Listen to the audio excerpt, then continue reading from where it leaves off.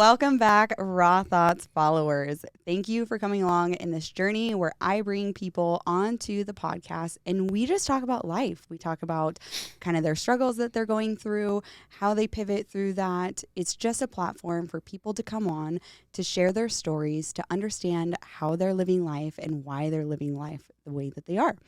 Today is probably going to be one of my most favorite podcasts, but also I'm very nervous because my own dad is coming on here, and he has been one of my biggest supporters during this podcast, even though I had to tell him what a podcast actually was. And he's like, "What do you mean you're starting a podcast? Like, let's reverse, like, what even is a podcast?" So going from not understanding what a podcast is to now being one of my guests, I'm very thrilled. I'm super excited to share with you guys the love that he has given me throughout many years, and in preparation of Father's Day. So a little bit of a backstory. I call him my dad. He is my dad. By blood, he's not. He's actually my stepdad. But throughout all of the years, he has been the man to step up, to take, control of our family and love us unconditionally, even if it's not blood. And to the people listening, fathers can be the people that are in your life and around you and surround you in being the person that you are. So no further ado, welcome, Dad. Well, howdy, sis. I'm hoping it's okay to call you sis. Because, you can call me sis. When we're at home, this is how I'm going to try to keep us just in conversation. People get it. People are going to hear, how we chit chat back and forth and the shenanigans that we get into and the banter. Oh, but the language, maybe we should keep the language a little curtailed. You know me, I'll say it. I know you will. And I'll say it right back. So starting into this, tell us a little bit just about your life. I mean, obviously being a paramedic, you tinker on everything. Like, who is Dave Dickson? Well, I'm going to have to start back a lot of years ago because this old carcass is a lot of miles on. My father had always taught my brother and I to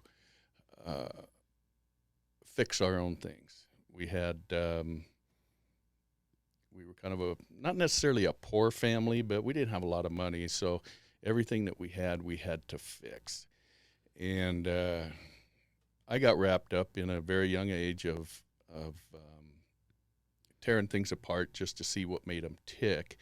As well as if I wanted to ride a bicycle, I had to fix it in order to ride it. And so that kind of intrigued me and grew on me for a lot of years. And so even if it's not broken, I'll take it apart just to see what makes it tick. And that's kind of where I got my skills to motivate me into making things work and fixing things on my own, because I feel a lot more proud of being able to fix something without having to go to the store to buy it.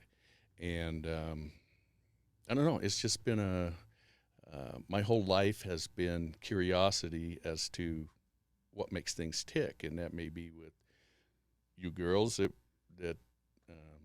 we raised. It may be mechanical, it may be just about anything that's out there. So that's just always been of interest to me.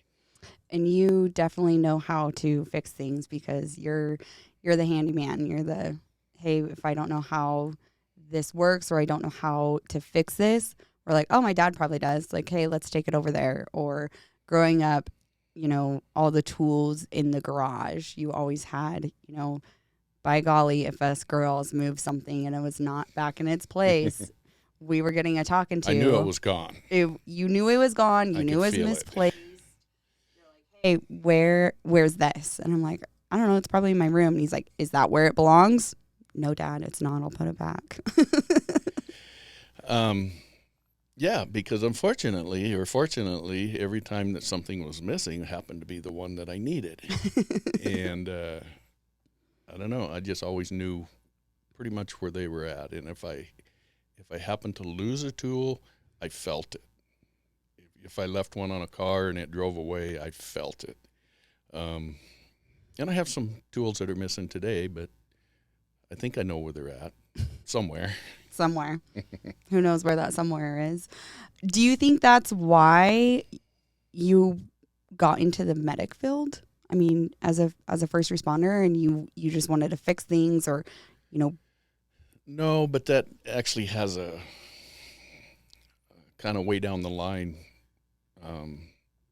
way of it being. But I got into the medical field just simply because, well, let's back up. I was a truck driver, and we had to drive team, so that means 2 people in the truck.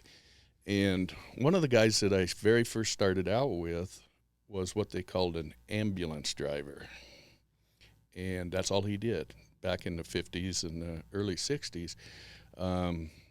He had no medical background of any kind, but he had a driver's license, and he liked to drive, and so he got a job driving an ambulance. So he would drive him to the scene, and the nurse or the doctor would be in the back, and he'd drive him to the hospital. And so as we would truck, he told a lot of stories about some of the calls that they went on, mostly car crash type stuff. And so that just always kind of stuck in my mind. That would be interesting. So as time went on, I did a lot of different occupations.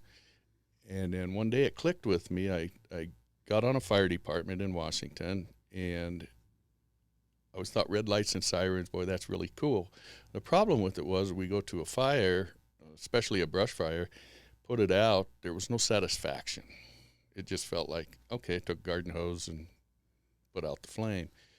Nobody ever talked about it. Nobody ever thought, oh, wow, that was really cool, unless you had a big complex fire or something.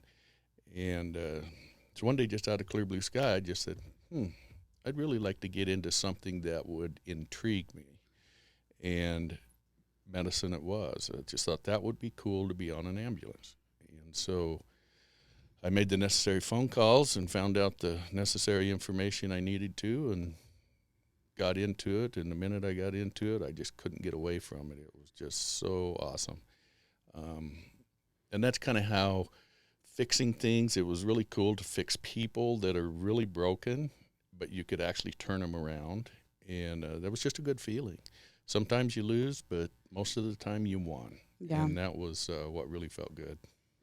And how long were you an actual paramedic for?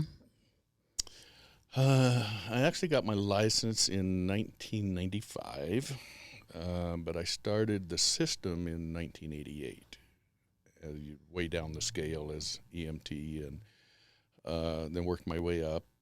And then when I went to classes and you had to do everything that you have to do to get to that point. And it was 1995 I got my license, and I just retired from the street side of it 2 years ago. And what's the not street side? Well, again, I ended up being a mechanic for the system. I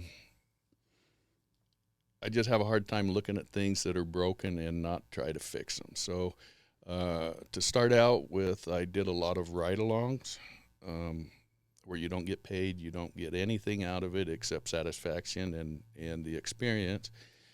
And I would look at the side of a truck, and the door handle would be loose, or a door handle would be broken, or the cabinets inside the back of the ambulance was in disarray for some reason, and it drove me crazy. So instead of sitting in and watching TV waiting for that next call to come down, I'd just go out and fix it. And when the organization found that I knew as much as I did mechanically, and it didn't cost them any money, I was just a shoo-in. I've just been there ever since. And currently still working as the mechanical side for the county.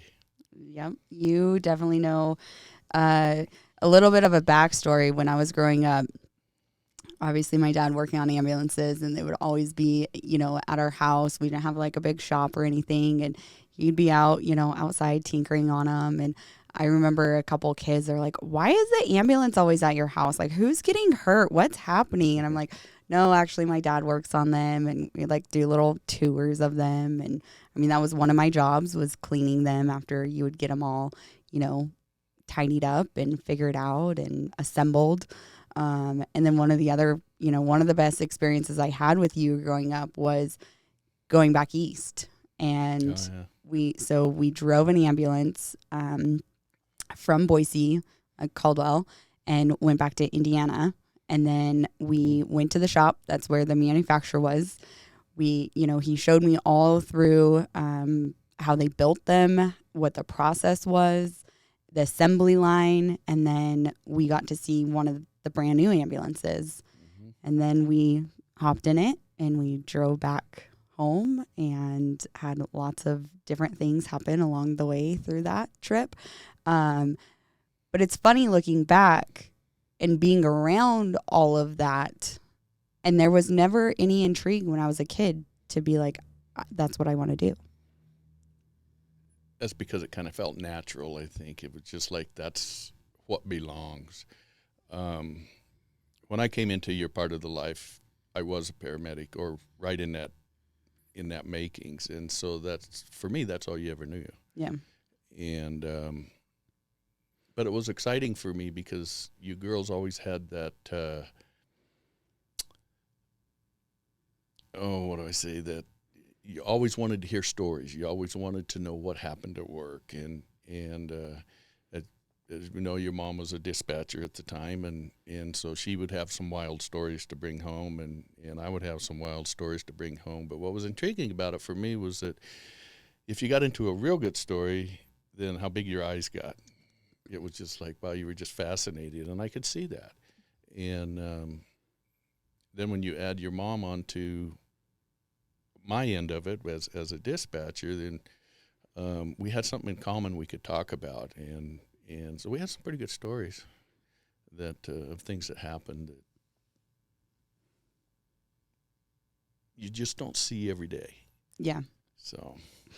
And they were always usually told around the kitchen table, you know, at dinner time. And now, even to this day, when friends, you know, come around us, they're like, you guys talk about this at dinner? We're like, oh yeah, this is what we've grown up with. It's totally normal. I mean, the raunchy stuff, the inappropriate things. I mean, that's just how we have grown up. And that's, you know, that is what is normal to us as a family. Not normal to every other family. You know, most of the times that would not be spoken of or even, you know, cross their mind, but that's not the realm that they were around. We were around it every single day with mom, with you, you know, and then, you know, that all kind of sparked interest in us in different ways. Yeah, the gory stuff, we could just about turn it any way we wanted to make it gory or make it soften, depending on really what happened. But your friends that would come around, they weren't around that. So most everything that happened with them was gory. Yeah. And, ooh, ick, you know, and it was just, but it's not always that way. There was a lot of things in the medicine side of it that it's not all blood and guts. There's you know, broken toenails and sprained eyelashes. It's just like, wow. It's such a wide variety that you had to learn to cope with, because sometimes it would anger you that you got called out for that. Just simply because people couldn't take care of themselves. And but it was always a good feeling that we calmed the waters. Mm-hmm. And as your mom told us one time, you know, these calls that we go on, most of the time, 99.9% of the time, it's not my emergency. So we have time to stop and think about how we're going to handle it and what we're going to do. Can we ease it with a little bit of, I'm going to say, comedy to the patients and get them to kind of take their mind off of it, or is it going to be a super serious thing?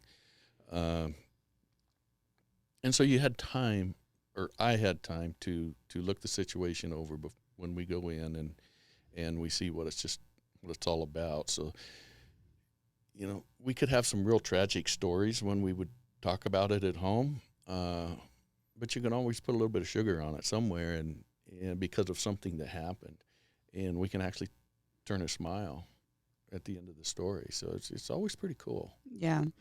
And I mean, through your years, supervising and leading people, I think you're just a very natural leader in what you do as well. I mean, people come to you for advice. People, even just talking with them want to hear what you have to say because you are that calmness, and you do take that one more second to sit back and actually listen to what's going on and hear the entire story.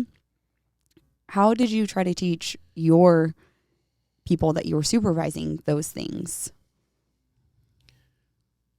Trying and doing are three different things, obviously.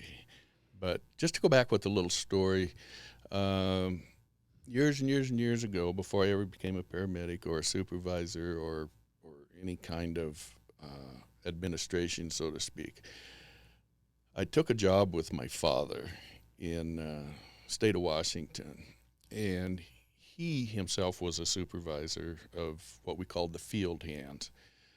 We worked for a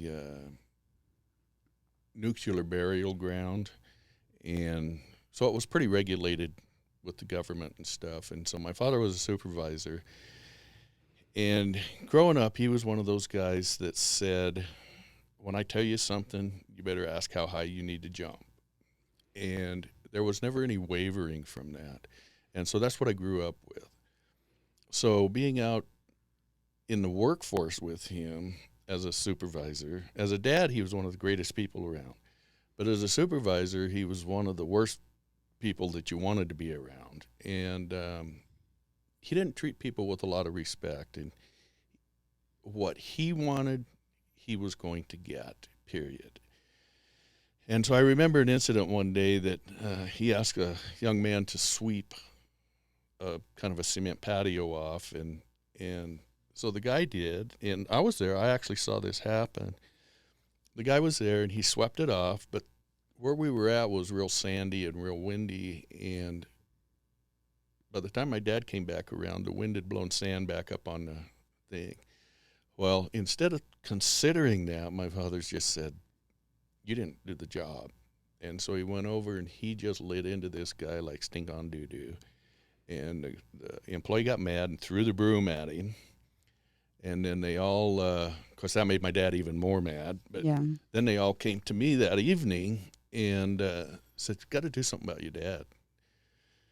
And so, and I'd seen this go on for quite a while, and it's just like, oh, gosh, he's my dad. I'm not sure what to do. I can get along with him because he raised me. I know how he thinks. Mm-hmm. So I kind of broke it to him real easy. I said, there's more than one way to skin a cat, so to speak. Mm-hmm. And I said, the guys are really mad at you. And I said, you're going to have some real anarchy going on if you don't curb your attitude out there at work. Just because you're a supervisor or a leader or whatever doesn't mean that you're better than anybody else. And so he said, I can't get these guys to cooperate. And I said, well, a lot of it's because of the way that you present yourself to them. You present yourself with anger to start with. So why don't we back up the horse and let's take a different approach? So bottom line is that they did. And I said, just give it a week. And if it doesn't work for you in a week, go back to whatever you are, because I could quit. I don't have to be around this. And so production was down. And he went back and he bit his tongue quite a bit. But production went way up. The guys actually invited him to come have lunch with him. I mean, the whole demeanor changed.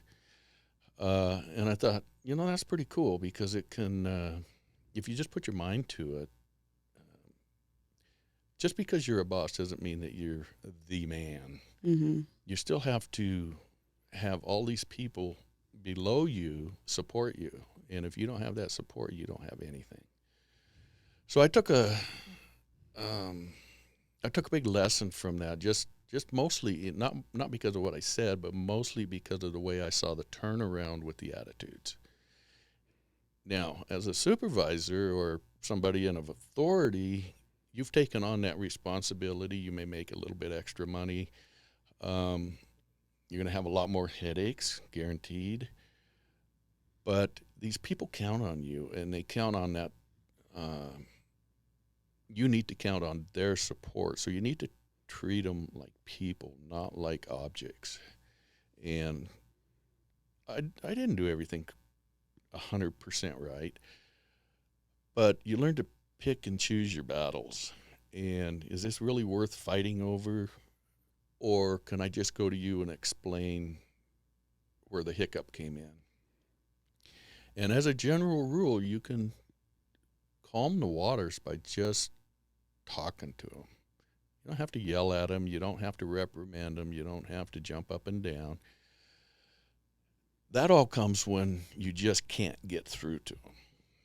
Now, I don't want somebody costing me my job because I didn't do it correctly. So I'm going to go to that person. We're going to have a sit-down visit and try to clean up the mess before it ever goes anywhere. And I was I believe I was fairly successful in that over the years. I always had a saying, one of the police officers hit me up one time, or I hit him up, I guess, that was out on a car crash, and we were just talking about it, and I says, who's going to get the ticket? And he said, well, I'm not sure. He said, I got to study it for a while. And I always thought that if you're going to get cited, a ticket or something, that it's going to happen right now. But what he taught me from that is that if you have a situation, you don't necessarily have to write the ticket right now. You can gather your information and do your investigation, whatever it is you need to do. And once you come to a conclusion, then you can write that ticket if it's necessary. But a lot of times you may not find that it was necessary. So don't just click your fingers and say, okay, we're going to take care of this and be all done right this minute. Some things you can do, but most things you can't. And so I found that was very helpful for me. And it worked for me. So it doesn't work for everybody. Not everybody's attitudes are the same. So, and your perception of the situation may not be the same as mine. If you were on my shift or if you were my people, that's what you got. Yeah. Some of the other ones, you may wish you were on my shift. So, but again, I'm not totally perfect, but I did assume that responsibility and the extra pay, which wasn't very much, to broaden my shoulders out and see who I could help and keep afloat. And I mean, you've talked about your dad and how much he was a impact in your life, and I mean, even being young and working at the same facility as him. How old were you when that happened, the sand story? Very early 20s. So having that, I mean, where does your wisdom honestly come from? Because you're always one of those people where, even at a young age, you're teaching and helping your dad understand, hey, if we just, kind of pivot in this direction, your outcome could be, better. And you've always taught us girls that too. I mean, we would always come to you at problems. And I mean, I remember I still call my dad and I'm like, Dad, like, I got this going on. What do I do? But where do you gain all that wisdom on teaching people these things? Because I've never honestly seen you read a book. You don't listen to podcasts, but you are just a person with so much knowledge to share. Well, I think I always looked at it like if it's broken, then there can be more than one way to fix it. And if you head one direction and it just doesn't feel right, just doesn't seem right, then there needs to be another side of this. And take a look at the other side. And if worse comes to worse, put the two pieces together to come to a conclusion. And I can't say that it's never happened, but I've just never been one of those people that just automatically says, well, the only way to fix this is to buy a new part. Mm-hmm. It doesn't work for me that way, because I know that there's multiple ways of doing things. I just have to thumb through them and see which one fits my situation. I've always called, and you've heard me say this many, many times, is that so-and-so was badge heavy. What I mean by that is the perception that people have on police officers. They wear a badge, and the cop comes up to your car if you stopped you or do whatever, and he's just the authority figure right away. Starts yelling and screaming, telling you what you did wrong and why he stopped you, and la-di-da-di-da. To me, I just see that as badge heavy. People in power like that don't need to be that way. And there's always a solution to the problem. You just have to look for it. And so I've just always been one of those people that I wanted to be independent. I wanted to think for myself, and I wanted to find the answers for myself. And that's just kind of how I learned it. Just every situation is different, but I don't necessarily agree with the way that you handled it. It may have been a lot different than the way I handled the situation, but the outcome needs to be the same. And I don't care how you got there. Yeah. Just make it happen. Yeah. And that's what I try to project from me, is that it doesn't matter whether you put a new part on or an old part, or the wrench is big or long as it works, and you come to the same conclusion. Yeah. Well, and I know, speaking with you about calls that I would go on, and you would ask me, what my process was, and I would tell you, and he's like, you would say, oh, that's, a different way than I would do it, but have you ever thought about this? You kind of just give advice when you see something to give that different perspective of, hey, you got to that same conclusion, but maybe next time you could get there faster, you could get there easier, you could get there with less friction if you do it this way. Not saying that it's my way, but I'm just saying that it's a different way. And I think that's one thing, that you have definitely taught me just passively is perspective, is looking at the big picture, looking at, instead of just looking at the tiny, like pine cone, like let's look at the tree, and now let's look at the forest, and now let's look at the world. Like there's so many different perspectives on just the little things too. Yeah, there's when you look at the small picture, a lot of the times you end up getting burnt down the road. And I can get a car loan and pay X number of dollars for interest, but then in 15 years, when you're still paying for that same car, it didn't work out so well. So maybe you should do a little bit more interest up front and get the payment gone, on the front end. So many people don't look at what the consequences are of a situation before they mark it, so to speak. And if you did something wrong, I can reprimand you right now, but how is that going to affect you and or me in the future? And I had a lot of people over the years say, we don't worry about the future. We'd have to deal with the present. Well, in a way you do, but a lot of things that you do in the present is going to affect the future. Yeah. So take a look at it. You may not act on it, but at least look at it and see who it's going to hurt or who it's going to benefit. Make it work as an all-around thing, not just a one-time thing for you, because it will cost you somewhere. Yeah. Yeah. With Father's Day coming up, and talking about perspectives, what has your perspective been trying to raise us three girls with mom and all of our situations, and really stepping up to the plate to be a dad for us?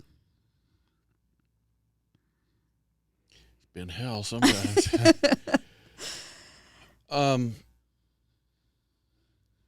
I don't know. I just think that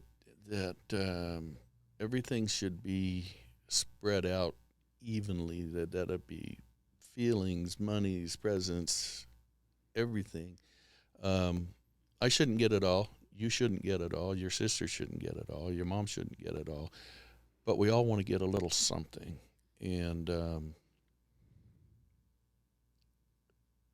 we've got birthdays all year long. We've got, Christmas. We've got Father's Days, Mother's Days, Easter's, the whole 9 yards. So it seems like we're constantly doing something, and it's all fun. I want everything to be on an even playing field. I don't want you to have everything. I don't want your sisters to get nothing. I'd want it to all be kind of spread out evenly. And I think that Father's Day's coming up. My birthday's coming up. My birthday is actually within a couple days of Father's Day almost every year. Yep.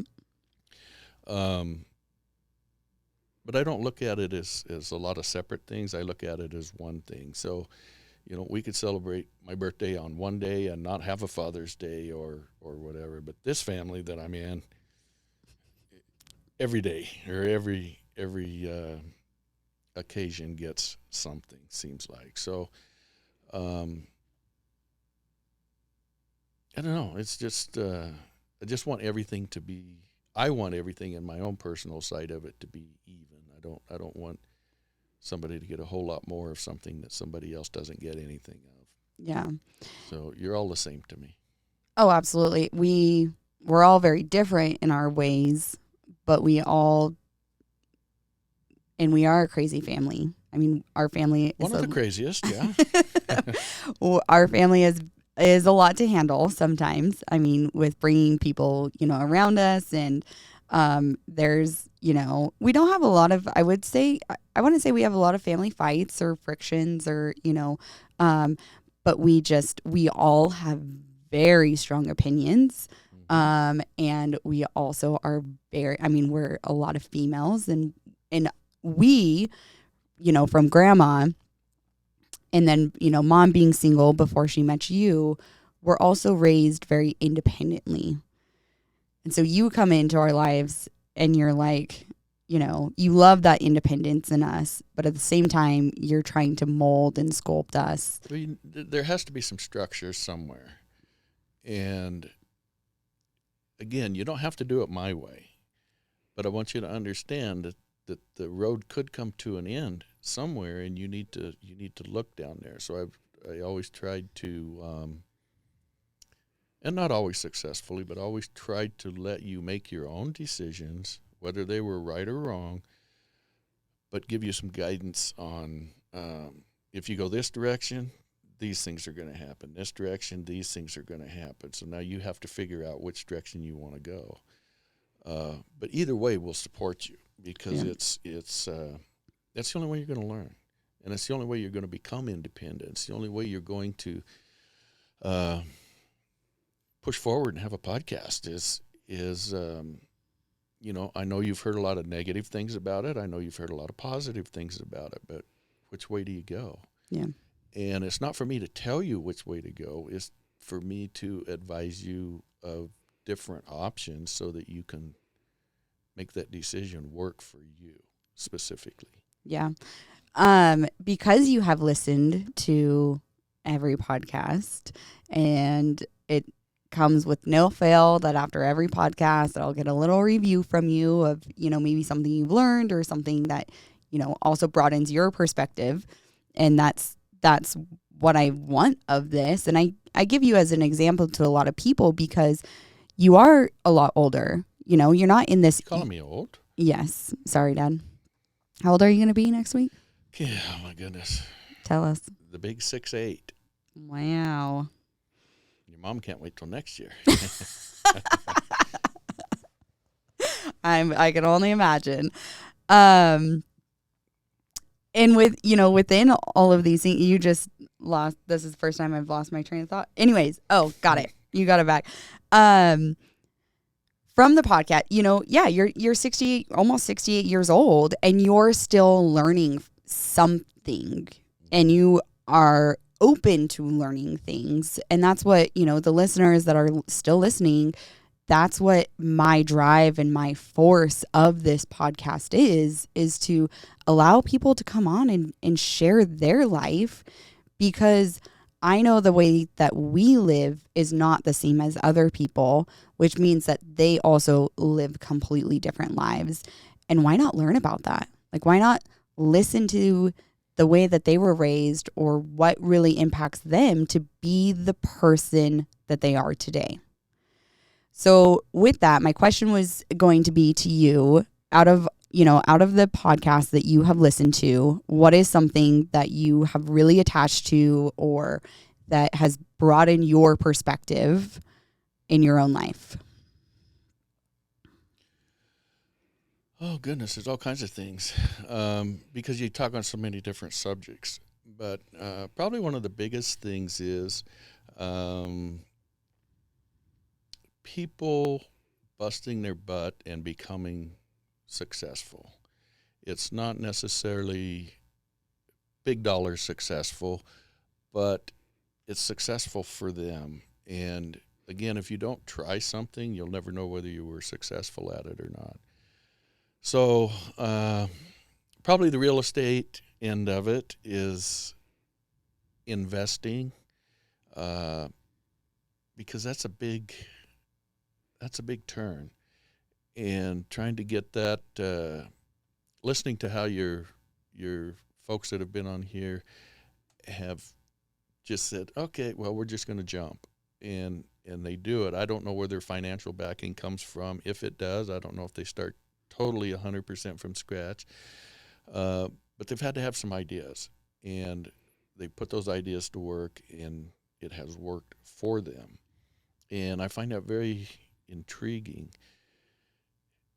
I'm a big one, but I always am concerned about finances as well. Can you pay your bills? It's not that I make enough money, is that I don't want to overspend.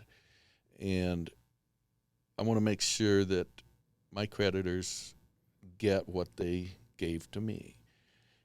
And it's always bothered me to be like super late on payments or just not pay things. So money has always been a big issue. And listening to these folks talk about their investments, and they took their savings and they dumped into it, and they have to work their ass off to make it happen, that's impressive. It's something always in the back of your mind, but I never really pulled it forward and go, okay, we just need to make a plunge. And it seems like sometimes when you do that, you get right there on the edge and you're just ready, and boom, nope, not going to do it. And then you wish you would have. Yeah. So you missed out on that opportunity. But on the backside is, if you did take that opportunity and do that, is that you actually have to work to make it pay for you down the road. And it's getting all of that work put together, regardless of how many people you have doing it, and everybody has to do their little share to make it work. So yeah, it's been scary. It has. So a little news break. My parents actually are investing in their first property, and it's very humbling for me. A year ago we got them into their house that they're in now, and I mean, you guys have moved many, many, many different times. I'm going to call my mom out. I mean, sometimes she doesn't know what she wants, and then she changes, and then, all the way from, Homedale to Meridian to everywhere in Nampa and Caldwell. And that's fine. I mean, I think that's what has intrigued me a lot in real estate, is I've lived in a lot of different situations, and you see the process. But for you guys, and for you especially, to listen to a podcast and say, oh, that turned on a light bulb, this is what I need to do now to take that next step. And that's a success story to me, because, sometimes you don't hear of what happens that has, triggered somebody to make a change from this podcast. People reach out, they tell me that they listen. But if there is a story, I mean, if you're listening and there is a story that you're like, hey, this person helped me with this, like, I would love for you to reach out and tell me that. So with you and Mom, I mean, you reached out and you said, hey, like, we need to invest. And I was like, yes, you do. Absolutely. I know I'm new in real estate, but same thing, like you see a problem, you want to fix it. You want to, figure out how you can fix it. And I mean, we've looked at properties in Caldwell or in Cascade and McCall. I mean, since I was a young kid, and it's always just been a dream. Well, the problem, I think, over all of the years is a person starts to overthink the situations. One of the properties when your mother and I first got together there was some 7 acres up in Cascade. I was working with the medics, and they had a bulletin board at the hospital of for sale stuff, and there were 7 acres for sale for $20,000 in Cascade. So we jumped in the car one weekend, and all of us went up there just to look at it. Well, 7 acres for $20,000. Wow, that's pretty cool. And it was right on Highway 55, so it wasn't a big issue. First problem we ran into was there was snow about 6 foot deep, so we really couldn't see the properties itself. But the more we looked into it, and that was when money was pretty tight, you could get a $20,000 loan or whatever the loan would be, but you only had 5 years, and you had to have a building on the property. So there had to be a cabin, and it had to be a stationary building. Well, I'm not so sure that we could build something within 5 years. Now, what our thought was at the time was to buy the property and just sit on it, make the payments, get the property paid for, and then kind of move on. Then the second thing is that there was nothing on the property specific, so we had to have power and sewer and water and everything put on there. But the water table was above the ground, so the sewer side of it was going to be quite the touchy thing. So by the time you start looking at, again, all the way down the road, it's not something that we can actually do until we get a little farther into our lives and get a little more financial stable. So that's, then we started looking at other properties. Well, the same thing kept happening. There was always a glitch in the system somewhere that we couldn't make it all come together. And for us, it was fairly disappointing, but the other side was we kept seeing property values go up and up and up and up. And of course, now today you say, well, that $20,000 on that 7 acres is worth $1.5 million, and there's 2 cabins on it. But somebody took the initiative and went forward with it. And so that's what we just decided that we have to do now, is that we have to take the initiative. We got to quit procrastinating about it and take the initiative and just jump off. And what really kind of set things aside was that we've made some halfway good decisions over the last couple of years where we were able to get a little bit of money, but then we also have your help in the real estate side of it. Is that we need your help to help us get it off, because you have your specialty, we have our specialty.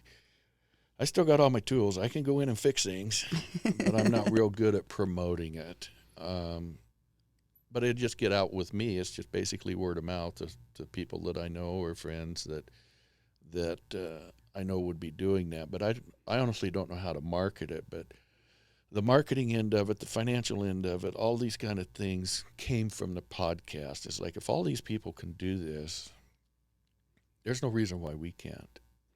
And we have to stay positive. It's going to work. Yeah. And the next one's going to be somewhere in Mexico. I got a good, strong feeling. But yeah. Once we make this one go. But I learned a lot of, not, I'm going to say technicality stuff, but I learned a lot of, sometimes you just have to make the plunge. And that's what I've seen from the people that have been here. That's awesome. And that was one thing with this podcast. It was, One of my biggest statements and one of our family's biggest statements has been, why not? Like, why not go after what you are dreaming of and make it a reality? There's two things you can live off of. You can live off of fear or faith. Mm-hmm. And faith is a lot stronger in whatever realm that faith is for you, or that aspiration, or that manifesting. Like, go for it. And if it doesn't work, you can pivot and you can change and you can, learn from it, like you've said, and do something else. But you've gained Make some adjustments in it. And if you still can't get it to work, then people on your podcast come on here, and then we go, oh, okay, well, I need to go visit with so-and-so because it's not working for us, but it worked for them. So what did they do that we're not doing? Yeah. And kind of put things together. But it helps everybody when you do that. It's not I can learn a lot of, maybe I shouldn't have done it this way. I need to do it a different way next time. But they also, the folks that were here also learn with, wow, you did something really weird. I've never heard of that one before, but boy, I'm going to put that in the bank because this is how you overcome it. Yeah. And I usually fit in that category pretty good. You're the weird one. But, yeah, it's everybody helping everybody, or taking just a little bit of knowledge from each person and putting it into a pot, and then you take out what you need. And when you can do that, you can be successful. Yeah. And like you mentioned earlier, success doesn't always mean money. Success means, happiness within yourself and feeling aligned with yourself of who you are as a person, and being okay with, hey, you're right, I am a little bit weird, but guess what? Nobody gets to be me. I get to be me. And they're either going to love me or hate it, and I'm going to hopefully have them love me, but if they hate me, then that's their own problem. That's their problem, because it's I'm not here specifically for you in that realm. I'm here for me, and whatever I choose to have as a surroundings, like family or homes or dogs or whatever, I need to make that happen first. So my decisions need to be about that, and not what somebody else wanted it to be. And the sooner you learn that, the farther you're going to go down the road, because you have to pick and choose what you want, and then be successful at going and getting it. Yeah. Yeah. So with your investment, here's a little pitch for you guys. It's in McCall, and they have called it Why Not? So it's with the letter Y, KNOT 310. And I just have to, my dad was actually the one that spoke on this earlier to me when he called me. He's like, do you realize that your studio number is also 310? And I was like, nope, Dad, I did not realize that. So just kind of a full circle, full story of this podcast, where it's at, broadcasting these things, being the number 310, and then bam, this, townhome in McCall, where, even still such a resemblance of the day that it's closing from last year to this year, like just life is like, holy, I'm going to say it, holy fuck. You know what I mean? I know, Dad. I'm sorry. I don't think I've ever heard you say that before. I had to throw it in there somewhere so you could be proud. So, investment property in McCall, Why Not 310? We'll have it up on Airbnb here shortly. Super amazing property, 3 bedrooms, 3 bath. It's going to be great for, a girls' weekend away. It's going to be great for a family event. I know that's where we'll be spending, I'm sure Christmas is now. And paddleboards and bikes. And if you want to go and enjoy life, because that's what life is, definitely reach out to us, and we'll get you booked in there. And I'm super excited for you guys. I know it's going to be a lot of work on my end. I've never ran an Airbnb, but somehow in my way of life, I've known enough people and connected with enough people where you say, hey, this isn't my expertise, but this is what they do and they've had good history on it. So I'm going to reach out to them. And life is just really connecting with other people and having them work on their specialties, you know, because that's not my strong suit. My strong suit is talking with people and understanding them and connecting with them. But, you know, you're the handyman. I know when something's wrong. Well, I don't think anything will be broken there unless No. somebody breaks it. Unless somebody breaks it, but I know for sure that you're going to be there and it's going to be all tidied up. I have a hard time walking by something, seeing it's broken and not going right back and fixing it. Yeah. So talk about your pool boy experience. Which one? I mean, up in McCall. So my dad is, like I said, retired from Paramedic, and they always go out. You guys, how many years is it now? 3? Is this your third year? Third year. Third year going. Go up there, yeah. Yeah, so third year going up to McCall RV Resort. And this year, my dad is I'm going to call you a camp host. Is that the technical term, or what's your technical term? Just call me the pool boy. That just makes more sense to me.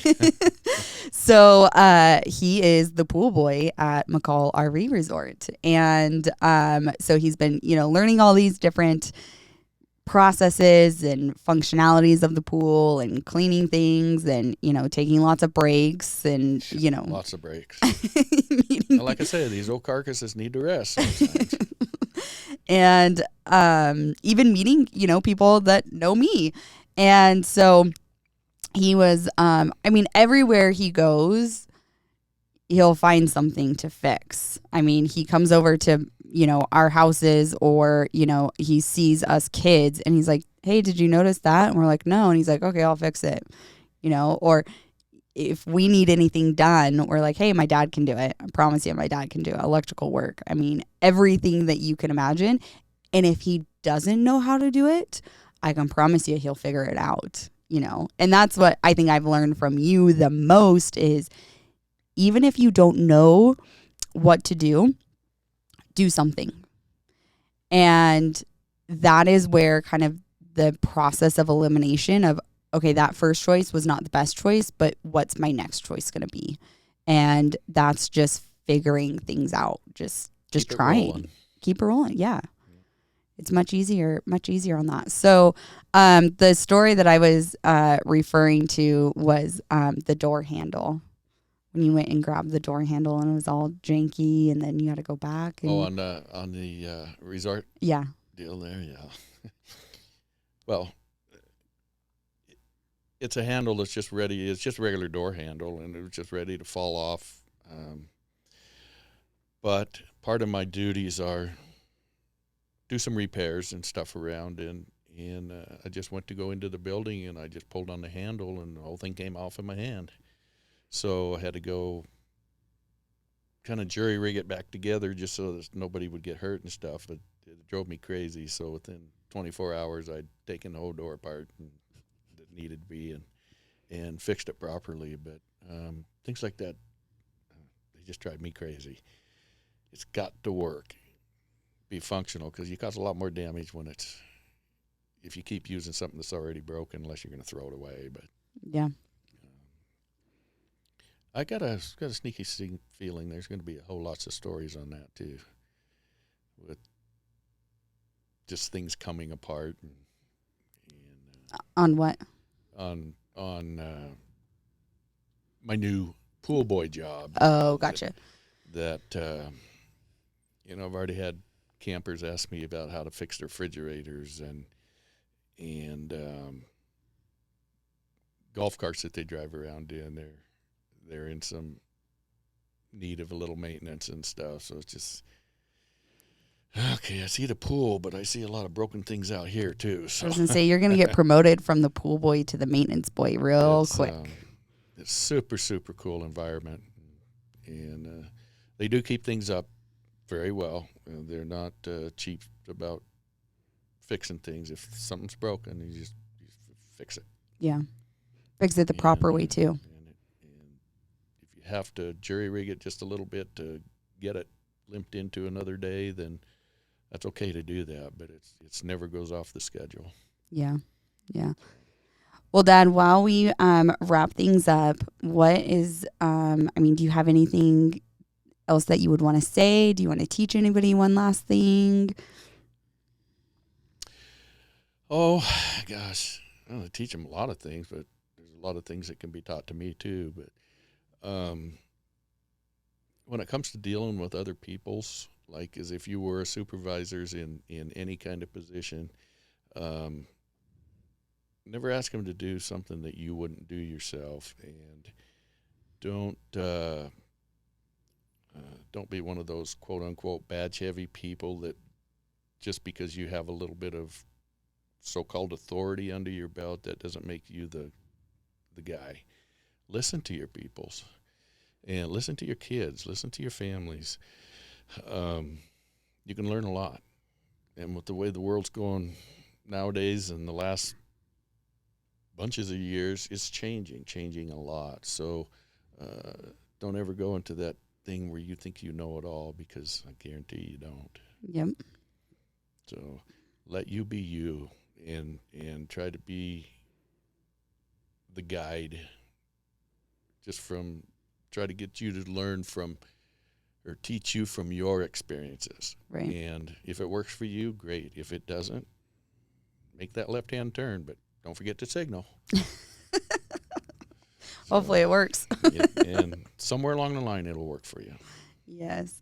Well, I do appreciate you coming on and speaking and talking with us, and just bringing your experience of life and who you are on. And, you have been my biggest supporter, not only in life, but also this podcast. I mean, you have been the person handing out cards, every person you talk to, you're like, oh, did you know my daughter has a podcast? And so I really appreciate your. I just thought maybe to make me famous one day. Hey, who knows? This could go. This could take off. It's us. You never know.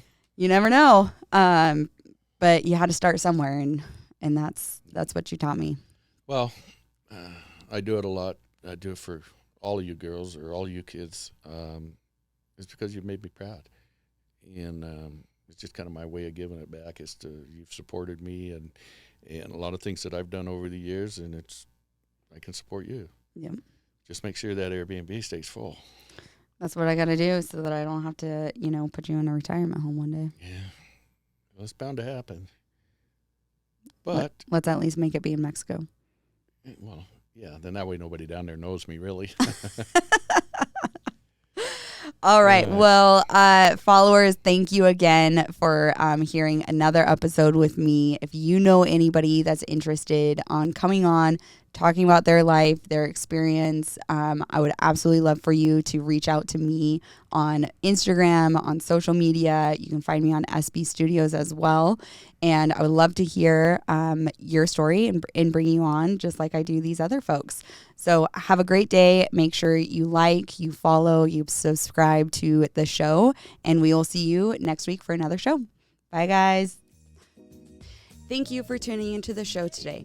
Your feedback is very important to me. If you could leave a review, as well as follow me on Instagram at rawthoughts.podcast, and email in at m.rawthoughts@gmail.com if you have any guest suggestions.